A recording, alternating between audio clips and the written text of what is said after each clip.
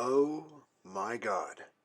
I go on vacation for 1 week, and then I see that there have been 5 days of Team USF in the Olympics. Hello everyone, I see Hot Jacob Scott here, and I'm going to be chronicalizing whatever happens in the Olympic events from now until the final episode, in which I will do a final score tally. Now, before I get started, what is USF? It's the United States of Family. And, well, it's because we have so many people on that team that are actually from different countries, so think of this like a coalition. So, let's start it on day one, shall we? So, this one started off with Wolf by himself in a 100-meter run. Now, as always, I'll explain briefly what each event is as we first cover it. So, 100 meters. You're on a track, and when the gun sounds, you make a mad dash to the finish 100 meters away. So it's a straight line. And Wolf was able to beat the quarterfinals and the semifinals relatively easy, but he lost in the fourth place. That gold medal going to Akunyili of Nigeria. So dusting that off, Wolf decided to round up Jinx of Canada and Noble of Scotland to join him in judo, which you'll find out it's their best event.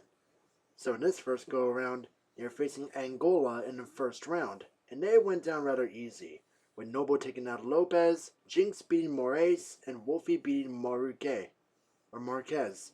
I spelled that wrong, I'm sorry. Round 2, they came across the Gambia, with Noble beating Ezekwesili, Jinx beating Omehia, and Wolfie beating Okiro. Now, very briefly, how do the rules in judo work before I continue on? Well, you have 4 people on each team. It can be changed to 2v2 or 6v6, but you grab the opponent by either the collar of their gi or by the sleeve, and you try to bring him down to the mat. If you bring him down with a little bit of force, but not too much, that's simply known as a wazari, and you get a point. 2 wazaris, and you win. Now, if you're able to slam them down with a lot of force, that's a ippon, which is an automatic victory. And that's actually how most of these judo matches will be won from now on, unless I say otherwise. So if I don't say anything, that means it was won by ippon. They found Argentina in the finals, but they went down with Noble taking out Tapia, Jinx taking out Bellini, and Wolfie taking out D'Amico, which means that's the first gold medal for Team USF. Then Wolf went over to the BMX circuit, made it to the finals. Unfortunately, in this BMX race, which, well, there's not really much to explain, you ride on a BMX bike through a circuit with occasional jumps, turns, and grinds. He finished 4th, the final turn got him, and that was won by Moss of the Netherlands. And then Wolfie decided to take up some boxing gloves.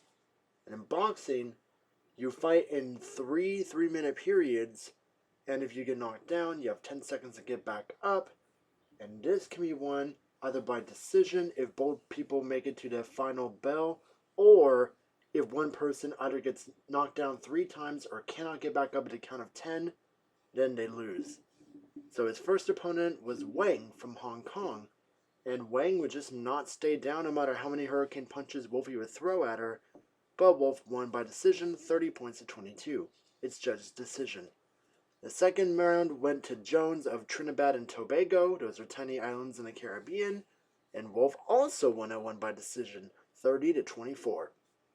Now in the finals, his opponent was Harrison of Great Britain, who my friend Sky, who's merely watching in attendance, decided to label him Mike Tyson Light, because he was fighting like a smaller version of Mike Tyson. And Wolf would not go down, but by decision, Harrison still won 30 to 21, so Wolf has to walk away with the silver. So Team USF went back to judo after that, and they found Norway in the first round. Went down very easy. Noble took out Berntsen, Jinx took out Madsen, and Wolfie took out the Captain Nielsen. Round 2 contained Egypt, with Noble taking out Malik, Jinx taking out Hanafi, and Wolfie beating Abbas. And in the finals, they find Argentina again.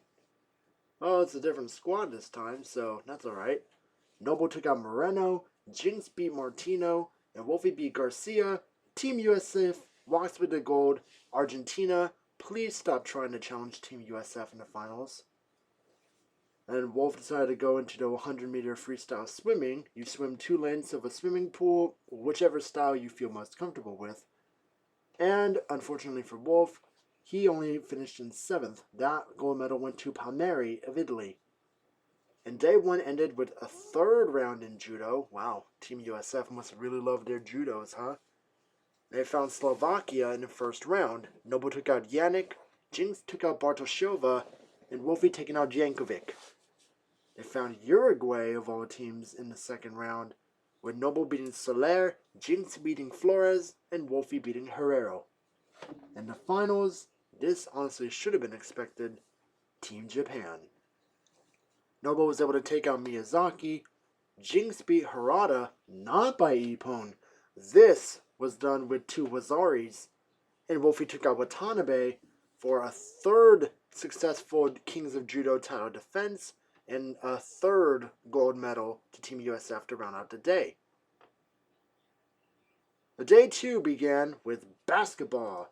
Jinx and Noble decided to be in it because, well, they're good friends, very good friends of Wolfie. So the 1st round contained Hungary, led by Tomas. And that didn't really matter much. Right by 1 final shot, managed to beat the buzzer. But it was a clean victory for USF. They won 23-13. The 2nd round was taken against South Africa's team, led by Nyamani. That's 2 N's in 1 row. I don't know how that goes. And a little fiery dunk from Wolfie Kingston really put the edge onto Team USF's 21-9 victory. And in the finals, they found Spain, led by Prieto. USF had another fiery Wolf slam dunk and won 16-10. So back to judo. I believe this is the 4th time now. 1st round was against Bolivia. Jinx was able to beat Sans, Noble was able to beat Calvo, and Wolfie was able to beat Cardenas. Good job. The 2nd round was up against the Czech Republic, with Jinx beating okay, this is a name it's hard to pronounce. Gajdasova, I think. I'm sorry if I butcher it. Noble taking out Novak, and Wolfie taking out Tomek. And in the finals, they find Team Ukraine, with Jinx not beating Dyachenko. This actually went to a time limit draw. So, wow, first time that's happened. Noble was able to beat Kostenko, and Wolfie beat Nazarenko. However, it might not have been a 3-0 victory, but because there was only 1 possible matchup left, there is no way Ukraine could have won, so the USF gets another gold medal. So now we have rugby. I realized I forgot to explain basketball, so I'm going to do that very quick first. Basketball, you're in teams of 5, you have a full court, shots close to the net get 2 points, shots a good distance away from the net get 3 points, you can't travel, and you can't snatch the ball away. I mean, you can, but don't try to knock them down or that's a foul. Most points win. Now for rugby, it's pretty much a different version of what us Americans call football. So basically, you have the ball, you can toss to the side or behind you. The clock does not stop if the ball hits the ground. And yes, you can even toss the ball even if you're being pummeled by the other team. If you make it to the end zone, that's a try, worth 5 points. And if you manage to kick it through the goalpost afterwards, that's 2 more points. That's pretty good. So the 1st round was up against Taiwan, led by Team Chow, and the USF massacred them 58-0. They came across Pakistan, led by Al-Zabi, and even though Pakistan were able to get some points on the board, a try and a conversion kick, the USF still won 53-7. And in the finals, they found Team Spain, led by Jaramillo. And the USF was able to shut them down horribly, 46-0 to take home the gold. Back to judo for a 5th time. In round 1, USF came across Team Fiji. With Jinx taken out by Nivalu, Noble taken out Fatiaki, and Wolfie taken out Taui. They came across Portugal in the 2nd round. Jinx was able to beat Moraes, Noble was able to beat Teixeira, and Wolfie was able to beat Gonçalves. And in the finals, they came across Brazil, with Jinx beating Matos, Noble beating Araujo, and Wolfie beating Mendez for yet another gold. Wow, so far every event in day 2 has been come across with a gold. And finally, for day 2, there's actually a new addition to Team USF, that being Elpibia from, God, what was the promotion? JCW, that's what it was. Anyway, Elpibia was able to break the land speed record and crush the 100-meter competition for yet another gold for Team USF. All gold for day 2. Yes. Day 3, it was pretty good, but I did notice I did kind of slip a bit. So, we had a new person join the team in Darby, aka Darby Allen from Canada, and Darby was first spotted in sport climbing. Unfortunately, I think Darby needed to work on speed because Darby got taken over by Abebe from Ethiopia in the first round of the sport climbing. But Darby was able to redeem herself when Darby and Wolfie went up in volleyball, and there were 3 rounds. They actually made it all the way up there. Well, round 1, they were going up against Romero and Blanco. USF was able to win 5-3. It's rather comfortable. Round 2, by the way, sport climbing, you just climb the rock wall as much as you can. Volleyball, you pretty much have to knock the ball over the net, and it has to hit the sand on the opponent team's side. Anyway, for volleyball, Romero and Blanco, they lost. So the second opponents for USF are Al-Habzi and Malik from the United Arab Emirates, and they were able to draw it out to the deciding point, but USF still won 8-7. And in the finals, the USF were up against Van der Linden and Hermans of the Netherlands, and those crafty Dutchmen won 5-3. So Team USF walked away with the silver.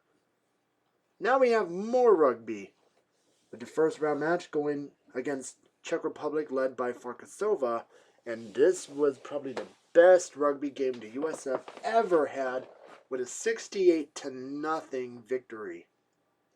Round 2 had Malaysia led by Haikal, and the USF were able to beat them horribly, 56-0.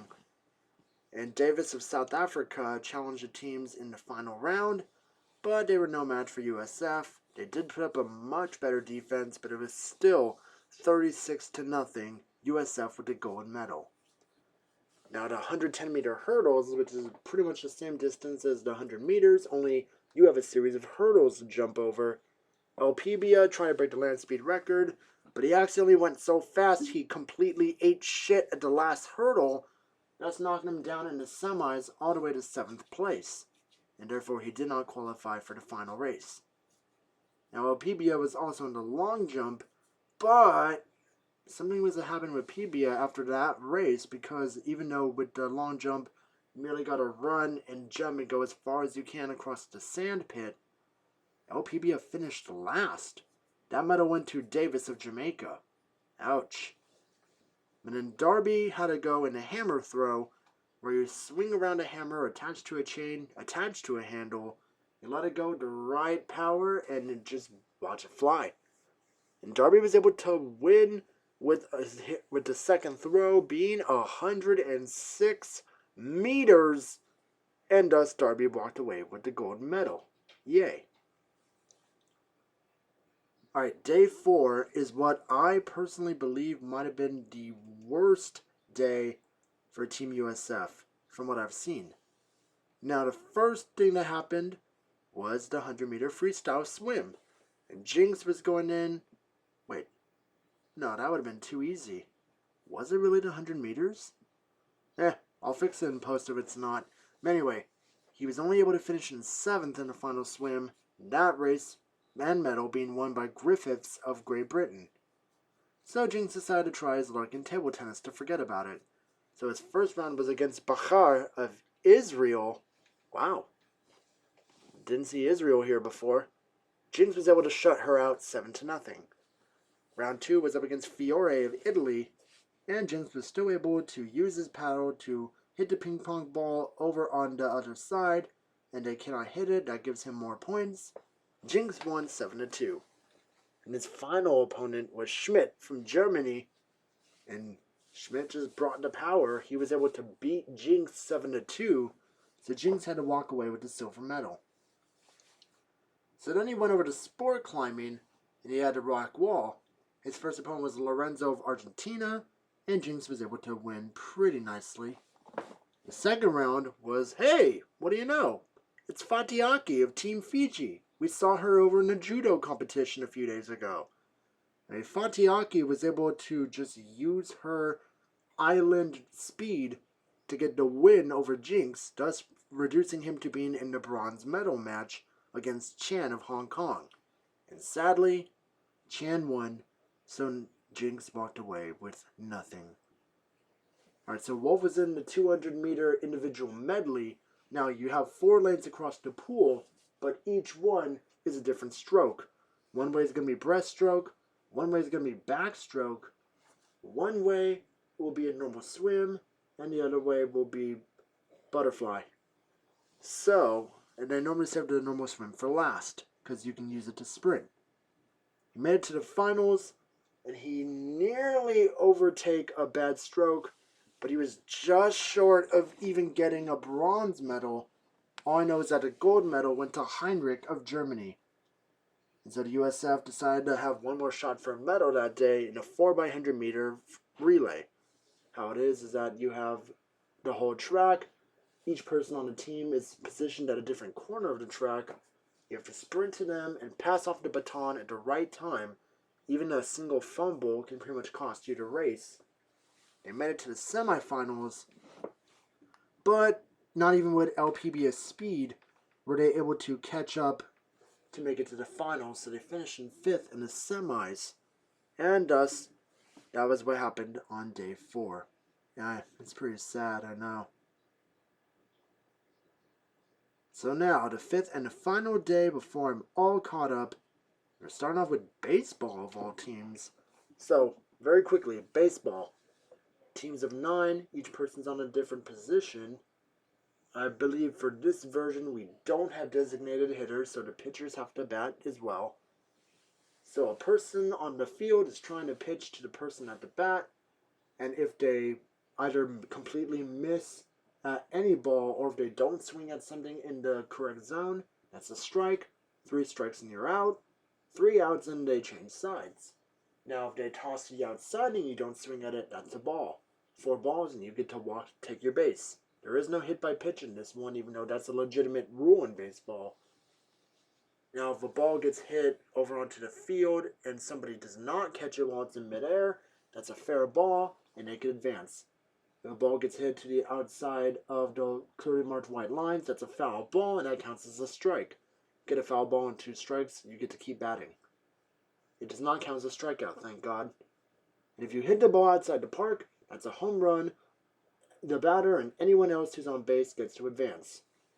So, for the first round, it came off against Team Norway, led by Bertelsen. Hey, I think we recognize you, I think. I don't know. And the USF was able to win by mercy rule, which is a 10-run deficit. Norway got crushed. The second round was Team China, led by Wu. And, well, Team China was able to get a few runs in, but they still got crushed 11-2 by the USF. Now in the finals, they're going up against Team Netherlands led by Wouters, and they could not get the things they needed on the 3rd inning, so that meant we had extra innings. I don't know if this is a rule in the actual Olympics. I know for sure this is not a rule in Major League Baseball, but if you make it to extra innings in this one anyway, you bat very powered up, and you have a teammate on 1st and 2nd. They almost got the little go-ahead run here, but a flub led them to switching sides without any batters. The 3-run walk-off shot meant that Team Netherlands got the gold medal, so Team USF had to walk away with the silver. Now, Jinx and LPBA decided to try their luck in volleyball. Their first round was against Santos and Ruiz of Team Paraguay, and it was a shutout victory, 5-0. Pretty nice. Round 2 was up against Abdullah and Al-Mazrei from Morocco. I think that's the first time I've come across those guys. And they were able to win 5-3, thus knocking Jinx and LPBA down to the bronze medal match, where they go up against Shrichapan and Bunyasak of Thailand. And this, just like the matchup with Wolfie and Darby against the United Arab Emirates, led to the match deciding point, and USF were able to get it, thus bringing it 8-7 and a bronze medal. So back to judo, and this is the 6th time, and technically the last event of what happened over the last 5 days, but something else happened right after this, and I'm going to explain it right after this. So, in judo, as always, the Kings of Judo tag titles on the line. Round 1 was against Chad. That's not a person. That's a country in Africa. I think around the central part. But anyway, so they switched it up. So Darby and Elpibia were on the team. As Wolfie decided to sit out because he partied way too hard on the night after the 3rd day. So that's why he really hasn't been seen much on day 4 and not at, well, or day 5 either. He partied way too hard in the streets of Tokyo. So Jinx was able to beat Aneni, Noble was able to beat Akiniemi, and Elpibia just slammed Okafor down to the ground, and for whatever reason, Okafor kept trying to go to the outside. That did not work for her one bit. Round 2 was up against Singapore. Jinx was able to take down Xiong, Noble was able to beat Qian, and Elpibia just slammed Chin to the ground. And the finals were up against Uzbekistan. Jinx was able to take out Yudiz, Noble was able to take Guler, and Elpibia slammed Kurt, yeah, that's his last name, Kurt, to the ground for yet another gold medal. Now, right after that, that squad was feeling so fired up, they made what I call a ballsy maneuver. They decided to challenge the top athlete and his team to judo, and that top athlete being Genzaburo Miyamoto. So, yeah, that big guy was going to be fucking them up. But that was not the case, because Elpibia was able to take out Miyamoto's henchman Seki, Darby was able to take out Miyamoto's henchman Matsuda, and Jinx was able to just slam Miyamoto over his shoulder for an ippon, and thus the USF have successfully beaten the Judo Athlete Challenge. Wow, that is one impressive maneuver. So, I believe I'm all caught up over what happened at the Tokyo Olympics. There will be more coverage of what happens, but we're going to have to see how many more episodes we can do of this, because IRL, the Olympics, end in about 6 days. So, this is Icy Hot Jacob Scott saying feel the fire, fear the cold, and most importantly, have a good day.